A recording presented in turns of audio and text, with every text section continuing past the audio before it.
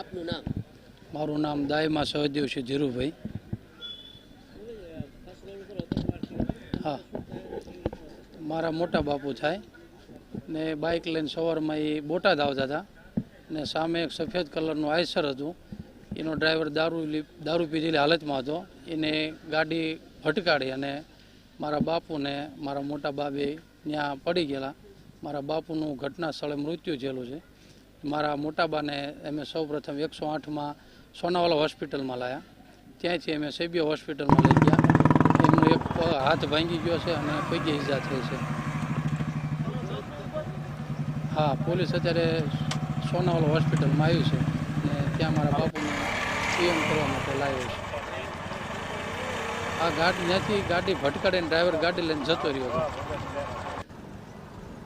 આપનો પરિચય? દશરથસિંહ અલ્લુભાઈ, મકવાણા ગામ ખંસ.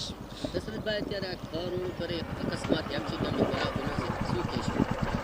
હું એમ કહી રહ્યો છું કે ખુલ્લેઆમ દારૂ પી અને ખુલ્લેઆમ એના માલિકો કોઈ પણ વ્યક્તિને કોઈ પણ બેવરાઈ દે છે. 200 રૂપિયાવાળો દાડિયો બેવરાવી અને પબ્લિકને કોઈને કાંઈ જોવા માગતા નથી.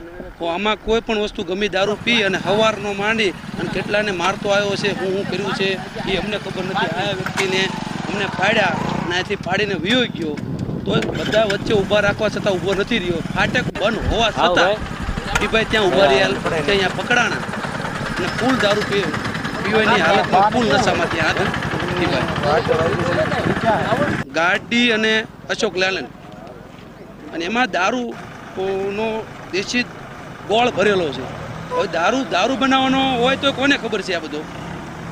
એ તો આપણને કઈ ખબર ને. આખી ગાડી હતી એ પોલીસ સ્ટેશન લઈ ગયા, પોલીસ વાળા લઈને ગયા છે.